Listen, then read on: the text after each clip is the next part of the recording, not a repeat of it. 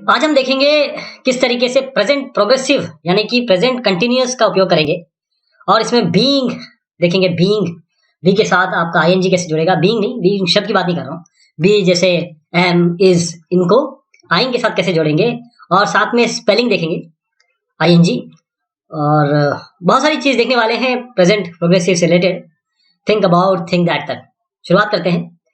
ये बीइंग है the present progressive. जैसे अगर बोला जाए I am working in the library right now, तो प्रेजेंट कंटिन्यूस ये होता है कि जो काम चल रहा है और कंटिन्यू है। अभी I am working in the library right now, मैं अभी भी लाइब्रेरी में काम कर रही हूँ। इसी तरीके से I am working in the library right now को अगर हम हिज्जे करें तो आई एम ये हो जाएगा। और जो आपका ये फॉर्म है वर्क, वर्ब का हमने इंग कर दिया। आई एम वर्किंग, ये यही बता रहा है कि ये प्रेजेंट प्रोग्रेसिव है। जैसे lily is working in the library right now. अब जब यू की बात आएगी तो यू आर हो जाएगा। ये थर्ड पर्सन हो गया ना, थर्ड पर्सन के लिए you are working in the library right now. ये जो राइट नाउ है ये एक्शन है। एक्शन क्या है कि राइट नाउ, अभी, अभी भी, इसी से ये बन रहा है। एक तो ये इंग लगा दिया और साथ में ये बता दिया राइट नाउ, तो उससे प्रेजेंट प्रोग्रेसिव कंफर्म हो गया। अब देखिए एम इज आर के साथ अगर आप इंग लगाते हैं, इंग मतलब इसका फॉर्म, वर्ड का इंग फॉर्म आईएनजी ऐड करते हैं, तो इसे हम प्रेजेंट प्रोग्रेसिव टेंस कहते हैं या प्रेजेंट कंटिन्यूअस टेंस कहते हैं। चलिए एक प्रैक्टिस करते हैं। What is boy doing? He is reading. What is the girl doing? She is, paint के साथ आईएनजी लगा दीजिए, ING. She is painting, is तो लगेगा ही लगेगा क्योंकि बी है, ये बी जो मैं स्टार्टिंग से बताता आ रहा हूं, ये तो लगेगा क्योंकि ज्वाइनिंग है ये। जैसे प्ले है, what are the children doing? They are playing. They है तो ये प्लूरल फॉर्म, मतलब एक से ज्यादा है, आर हो जाएगा और प्लेइंग। ऐसे ईट है, what is the boy eating? He is eating. What is the boy doing? तो सीधा हम वो खा रहा है, अभी भी खा रहा है, इसीलिए। अब शी इज सिटिंग, अब स्पेलिंग पे ध्यान दीजिए कैसे हो रहा है ये। अगर आपका कॉन्सोनेंट आया, जैसे ये सारे शब्द मैंने ले लिए, ए ई आई ओ यू, शब्द नहीं बल्कि ये अल्फाबेट्स हैं इंग्लिश के, उसमें अगर मैं ये हटा दूं, वॉवल्स को हटा दूं, तो सिंपल आप देखिए ये स्माइल है। अब इसमें क्या करेंगे आप, अगर कॉन्सेंट है, ई हटा दीजिए, आईएनजी जोड़ दीजिए, तो स्माइलिंग, ई को ड्रॉप कर दिया, आईएनजी को जोड़ दिया तो स्माइलिंग आ गया। ये है आपका spelling of the form which present continuous tense will use. Constant consonant, इसमें क्या करेंगे, ई को ड्रॉप कीजिए, आईएनजी जोड़ दीजिए, सिट। अब इसमें देखिएगा ये आपका कॉन्सोनेंट है, ठीक, और ये आपका वॉवल है, ये वॉवल है, ये कॉन्सोनेंट है, तो ये वॉवल है, अवेलेबल वॉवल होते हैं ए ई आई ओ यू। जब ये होगा तो आप क्या करेंगे, इसको डबल कर देंगे, डबल द कॉन्सोनेंट, ये जो लास्ट का कॉन्सोनेंट है इसको डबल कर देंगे और आईएनजी लगा देंगे। एक्सेप्शन क्या है, do not double W X Y, ये बहुत जरूरी है। लोग इसको एकदम ये समझ लेते हैं कि हमको सबको डबल करना है अगर वॉवल दिख गया तो, नहीं, डब्ल्यू एक्स वाई एक्सेप्शन है, इनके लिए नहीं होगा। जैसे ये पे है तो पे वाई आता है ना लास्ट में, लेकिन लास्ट इसके पहले आपको क्या है, एक वॉवल भी मिल रहा है, तो अगर रूल के हिसाब से देखें तो पेइंग होना चाहिए, डबल कर दीजिए आईएनजी, लेकिन ऐसा नहीं होता है। इसका जो फॉर्म होगा वो सिंपल पेइंग होगा। इसी तरीके से प्लान है, दो एन कर दीजिए, आईएनजी लगा दीजिए। रीड है, अगर दो वॉवल्स हैं, ई ए, देखिए दो वॉवल्स दिख रहे हैं और यहाँ कॉन्सोनेंट है, तो फिर इसको डबल नहीं करेंगे, यहाँ पर सीधा आप आईएनजी लगा दीजिए। जैसे स्लीप है, ये दो वॉवल दिख रहे हैं आपको और कॉन्सोनेंट है उसके बाद, तो आप क्या करेंगे, स्लीपिंग, सिंपल स्लीपिंग करेंगे इसमें। और यदि लास्ट में दो कॉन्सोनेंट्स आते हैं वॉवल के अलावा जो भी अल्फाबेट्स हैं, तो क्या करेंगे आप, एसएच आ गया तो आईएनजी लगा दीजिए। ड्रिंक है, दोनों ये आपके वॉवल्स हैं, क्या करेंगे, आईएनजी लगा दीजिए। चलिए प्रैक्टिस करते हैं। Shake hands, what are the women doing? The women are shaking hands. आपने किया क्या, आपने ई का ड्रॉप, ई ड्रॉप कर दिया, यहां से आईएनजी जोड़ दिया बस। Pick flowers, what is Marta doing? Marta is picking flowers. इसमें क्या किया आपने, सीधा आईएनजी जोड़ दिया क्योंकि यहां पर कोई दिक्कत नहीं है, कोई वॉवल का चक्कर नहीं है। What is it doing? Raining, अब आईएनजी लगा दीजिए रेनिंग में। अब what is the girl doing, the girl is running. अब इसमें क्योंकि यू आ गया, वॉवल आ गया, डबल एन कर दीजिए, आईएनजी लगा दीजिए, डबल द कॉन्सोनेंट, कॉन्सोनेंट को डबल कर दिया और लास्ट में आईएनजी लगा दिया। Blow bubbles, what is the girl doing, she is blowing bubbles.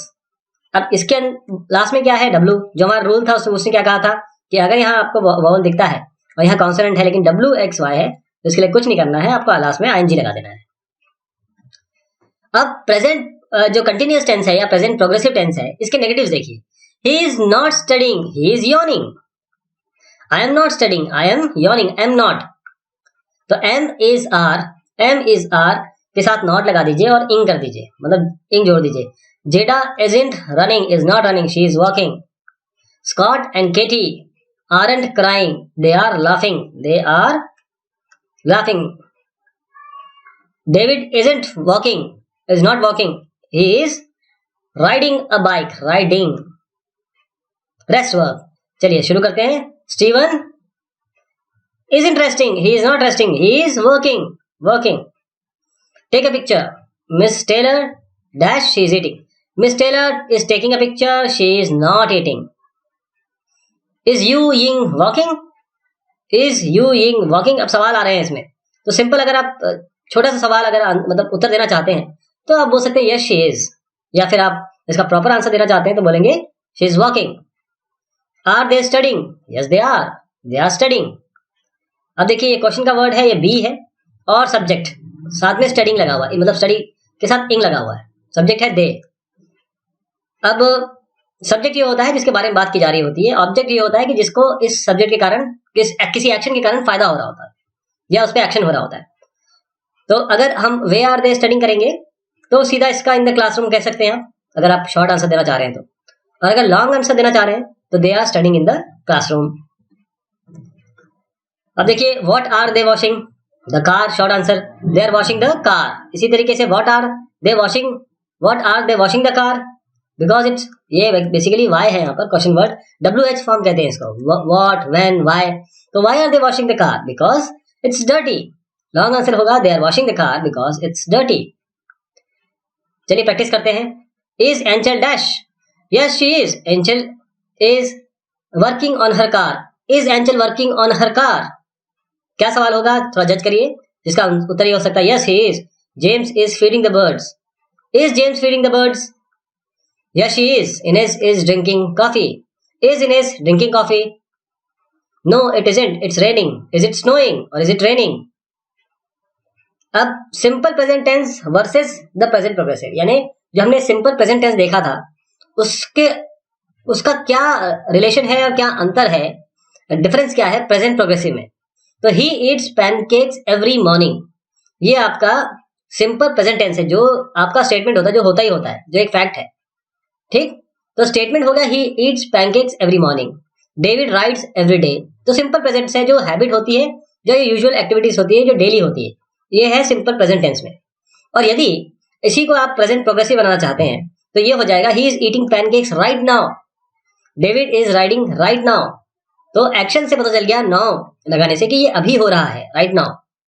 जैसे हमने बोला does he eat pancakes every morning, सवाल, इन दोनों के सवालों में देखते हैं कि सवालों में क्या अंतर होगा। Does he eat pancakes every morning, is he eating pancakes right now, ये सवाल हो जाएगा प्रेजेंट प्रोग्रेसिव में। Does David ride every day, अगर प्रेजेंट प्रोग्रेसिव कंटिन्यूअस में सवाल होता है तो ये होता is David riding right now. तो सिंपल प्रेजेंट में आप पूछ रहे हैं डू और डज से, देखिए डू और डज से, लेकिन जब प्रेजेंट प्रोग्रेसिव आ जाता है तो एम इज आर यूज करते हैं, एम इज आर, देखिए इज आर एम, राइट। तो प्रेजेंट टेंस डज डू लगाएंगे आप, और जो प्रेजेंट कंटिन्यूअस जो अभी भी चल रहा है उसके लिए आप एम इज आर का उपयोग करेंगे। नेगेटिव, अगर इसका नेगेटिव देखा जाए तो सवालों का नेगेटिव, तो I don't ride my horse every day, she doesn't exercise every day, I am not riding my horse right now, she isn't exercising right now. तो सिंपल प्रेजेंट में आपका डू और डज यूज होता है, helping word, देखिए do और does आपने use किया यहाँ पर, डू और डज। जबकि प्रेजेंट प्रोग्रेसिव में आप एम इज और आर लगाएंगे, am I am not riding, she isn't is not, मतलब ये एम और इज लगा है इस वाले में। प्रैक्टिस करते हैं। Walk, Rodolfo dash to school every day, walks, right now he is walking with Amy, क्योंकि अभी जो काम हो रहा है ये तो आपका फैक्ट हो गया। क्या हो गया ये? Simple present tense. ये प्रेजेंट कंटिन्यूअस हो गया जो अभी भी चल रहा है। इसी तरीके से she dash her grandmother every week, she calls her grandmother every week, right now she is calling her, ये प्रेजेंट कंटिन्यूअस हो गया। इसी तरीके से my daughter dash every day, my daughter plays soccer every day, she is playing soccer right now, ये तो आपका present हो गया और ये प्रेजेंट सिंपल प्रेजेंट हो गया, ये वाला प्रेजेंट कंटिन्यूअस हो गया। इसी तरीके से अब इसका नेगेटिव फॉर्म देखते हैं। I do not play soccer every day, I cook every day. अब non action verbs not used in the present progressive, present continuous tense में जो नॉन एक्शन वर्ब्स है, नॉट कैसे होता है देखिएगा। I am hungry right now, I want some cake, I am hungry right now, I want some cake, I am thirsty right now, I want some water, I am wanting some water. क्या ये सही है? क्या आपको ये सही लगता है? ये गलत है, ये not use in present progressive. तो नॉन एक्शन वर्ब्स जैसे वांट है, इस जो फिजिकल और इमोशनल नीड बता रहा है आपका, तो ये नॉन एक्शन वर्ब्स है, दे आर नॉट यूज्ड, ये यूज नहीं होता है आपके। जैसे हमने अभी इसके जस्ट पहले पढ़ा था, वॉकिंग, वांटिंग, राइडिंग, वो यूज नहीं होगा। अब कुछ some common non action verbs, जैसे नॉन एक्शन वर्ब जो मैं बोल रहा हूँ नॉट यूज्ड होता है, जैसे dislike, hate, like, love, need, want. I smell a skunk, do you smell it too, are you smelling it too. क्या ये सही है? मैंने आपको बताया ऐसा यूज नहीं होगा। क्यों? क्योंकि नॉन एक्शन वर्ब्स है जो एक सेंसरी एक्सपीरियंस दे रहे हैं आपको, तो this is not used in present progressive. अब देखिए प्रेजेंट प्रोग्रेसिव में हियर है, see, smell, taste, believe, know, think, understand. तो प्रैक्टिस करते हैं इस चीज की। अब नाउ, लुक और ब्लो यूज करना आपको। We dash that today is Xavier birthday, we know that today is Xavier's birthday, Xavier and Jem are looking at the birthday cake. ये भी हो रहा है, ये चीज तो आपकी सिंपल प्रेजेंट हो गई, ये आपका प्रेजेंट कंटिन्यूअस हो गया। फिर Xavier dash out the candles, क्या होगा? Is blowing out the candles, is blowing अभी क्योंकि कंटिन्यूअस में चल रहा है। अब मिरियम या Mariam is at the beach, she dash the salty air, she smells the salty air. She smelling नहीं होगा, वही मैं आपको बता रहा हूँ कि वो चीज यूज नहीं होगी।